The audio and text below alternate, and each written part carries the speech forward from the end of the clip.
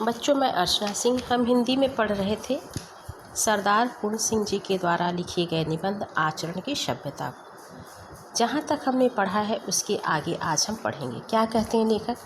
यदि एक ब्राह्मण किसी डूबती कन्या की रक्षा के लिए, चाहे वह कन्या जिस किसी जाति की हो, जिस किसी मनुष्य की हो, जिस किसी देश की हो, अपने आप को गंगा में फेंक दे, चाहे उसके प्राण यह काम करने में रहें चाहे जाए, तो इस कार्य में प्रेरक आचरण की मौनमयी भाषा किस देश में, किस जाति में और किस काल में कौन नहीं समझ सकता।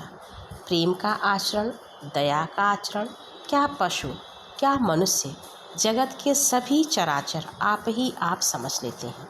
जगत भर के बच्चों की भाषा इस भाष्यहीन भाषा का चिन्ह है। बालकों के इस शुद्ध मौन का नाद और हास्य भी सब देशों में एक ही सा पाया जाता है।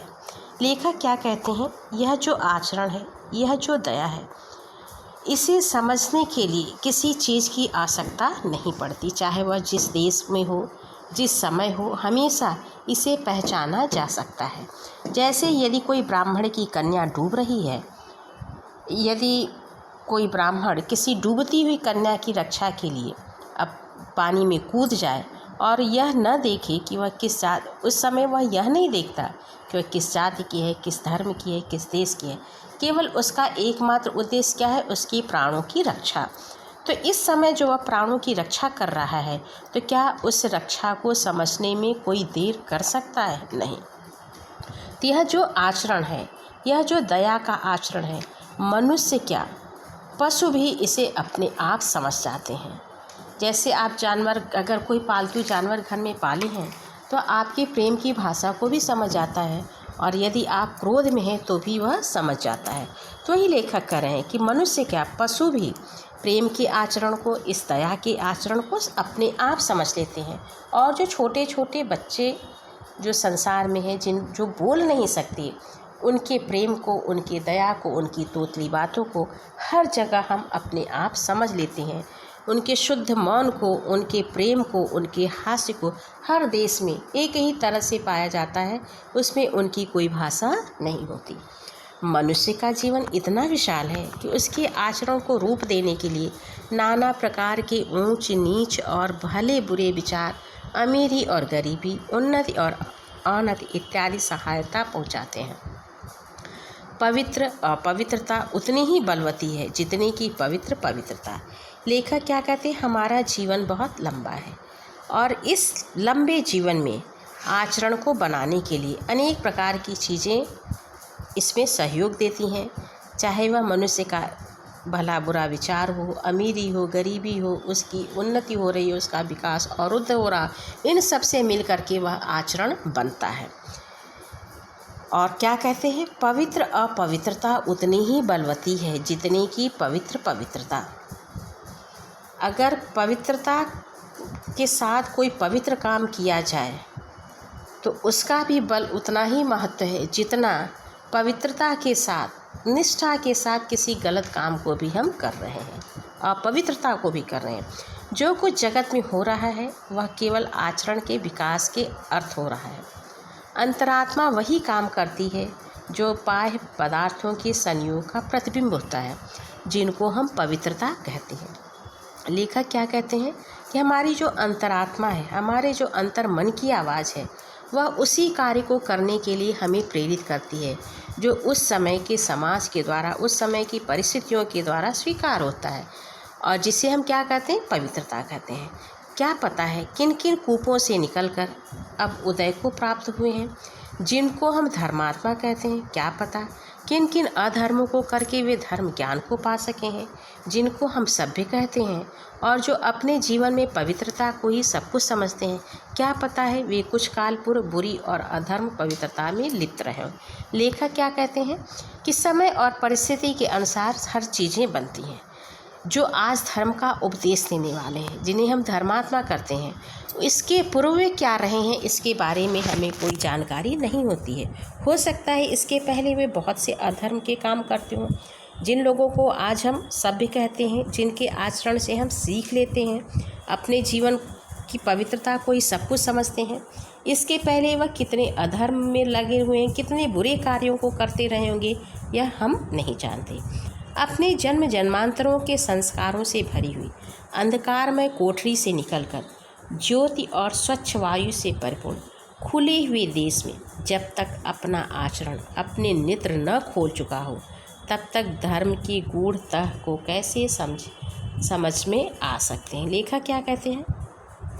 जो हमें जन्म जन्मांतरों से संस्कार मिले हुए हैं और वह जो संस्कारों में भी परिवर्तन होना चाहिए, उन संस्कारों की अंधकार में कोठरी का मतलब क्या? कमरे से जब हम खुली हवा में सांस लेते हैं, खुले दिमाग से सोचते हैं, खुली आँखों से देखते हैं, तभी हम धर्म के गुण को भी समझ सकते हैं। और जब तक केवल हम संस्कारों में ही जन्म जन्मांतर के बंधे रहेंगे, समय और परिस्थिति के अनुसार अपनी आँखों को नहीं खोलेंगे, तब तक हम धर्म के रहस्य को भी नहीं समझ सकते। नेत्र रहित को सूर्य से क्या लाभ, हृदय रहित को प्रेम से क्या लाभ, बहरे को राग से क्या लाभ।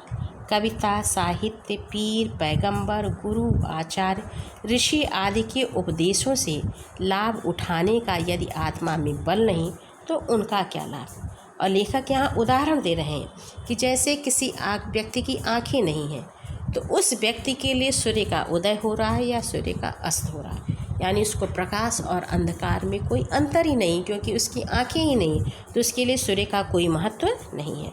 जिसके हृदय में दया करुणा नहीं है, प्रेम नहीं है, ऐसे व्यक्ति के लिए प्रेम का कोई महत्व नहीं है।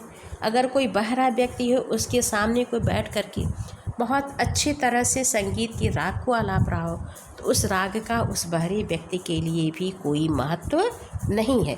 उसी तरह से जब तक हमारे अंदर, हमारी आत्मा में यह बल नहीं होगा कि हम कविता, साहित्य, गुरु, आचार्य आदि के उपदेशों का लाभ उठाएं, तब तक इन उपदेशों का भी हमारे लिए कोई उपयोग नहीं है। जब तक यह जीवन का बीज पृथ्वी के मल मूत्र के ढेर में पड़ा है, अथवा जब तक वह खाद की गर्मी से अंकुरित नहीं हुआ और प्रस्फुटित होकर के उससे 2 नए पत्ते ऊपर नहीं निकल आए, तब तक ज्योति और वायु उसके किस काम की। फिर लेखक यहाँ दूसरा उदाहरण दे रहे हैं कि यदि जो बीज है, उस बीज को ज़मीन में गाड़ दिया जाए और जब तक उस बीज से अंकुरित नहीं होता है, उस बीज से पत्ते नहीं निकलते हैं, तब तक उस बीज के लिए इस हवा और पानी का कोई महत्व नहीं है। उसी तरह से हमें भी आचरण को सीखने के लिए अपनी अंतरात्मा, अपना आत्मबल होना चाहिए। फिर लेखक क्या कहते हैं? यह आचरण जो धर्म संप्रदायों के अनुच्चारित शब्दों को सुनाता है, हम में कहाँ? जब वही नहीं, फिर क्यों संप्रदाय हमारे मानसिक महाभारतों के कुरुक्षेत्र बने? क्यों न अप्रेम, अपवित्र, हत्या और अत्याचार इन संप्रदायों के नाम से हमारा खून करें। कोई भी संप्रदाय आचरण रहित पुरुष के लिए कल्याणकारक नहीं हो सकता। आचरण वाले पुरुषों के लिए सभी धर्म संप्रदाय कल्याणकारक हैं। सच्चा साधु धर्म को गौरव देता है, धर्म किसी को गौरवान्वित नहीं करता। लेखक क्या कह रहे हैं? जो आजकल हम धर्म और संप्रदाय के आधार पे अपने मन में कुत्सित विचारों को रख रहे हैं, तो ऐसे विचार किसी के लिए उपयोगी नहीं हैं। जब हम इन संप्रदायों के आधार पे घृणा का भाव, अपवित्रता का भाव, हत्या और अत्याचार आदि बढ़ाते हैं, किसी का खून करते हैं, तो यह संप्रदाय कभी भी कल्याणकारी नहीं हो सकते। लेखक क्या कहते हैं? कोई भी संप्रदाय जो सभ्य आचरण वाला नहीं है, उस व्यक्ति का कुछ भी भला नहीं कर सकता, उस व्यक्ति का कुछ भी कल्याण नहीं कर सकता। और जो सभ्य आचरण वाले पुरुष हैं, उनके लिए सभी धर्म, सभी संप्रदाय कल्याणकारी हैं, क्योंकि वह उनकी अच्छाइयों को ग्रहण करता है। और जो सच्चा सज्जन व्यक्ति है, वह अपने धर्म को गौरव प्रदान करता है। धर्म किसी साधु या किसी सज्जन को गौरव नहीं देता। अर्थात हम क्या करना है? साधु गौरव प्रदान कर रहा धर्म को, यानी उस सज्जन का आचरण उसके धर्म को गौरवान्वित करता है। कोई धर्म किसी सज्जन को गौरवान्वित नहीं करता है। कितनी गूढ़ बातें यहाँ लेखक ने बताई हैं।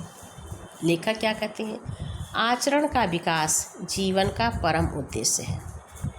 आचरण के विकास के लिए नाना प्रकार की सामग्रियों का जो संसार संभूत शारीरिक, प्राकृतिक, मानसिक और आध्यात्मिक जीवन में वर्तमान है, उन सब की क्या एक पुरुष और क्या एक जाति के आचरण के विकास के साधनों के संबंध में विचार करना होगा।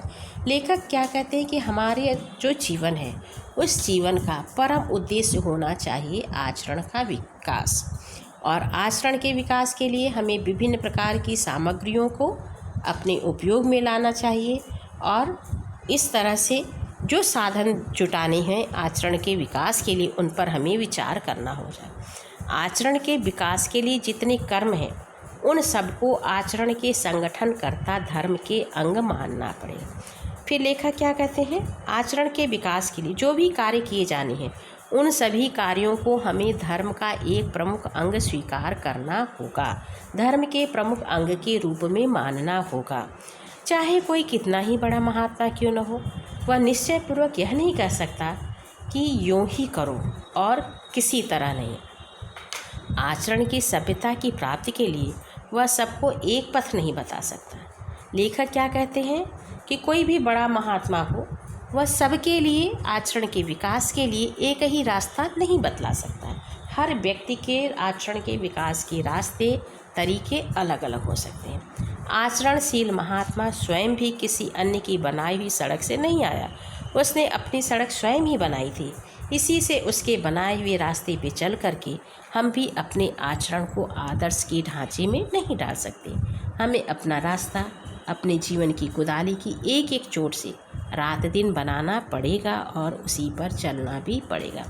लेखक क्या कहते हैं कि केवल उपदेश देकर के, केवल पुस्तकों के द्वारा किसी के आचरण में सुधार नहीं लाया जा सकता है।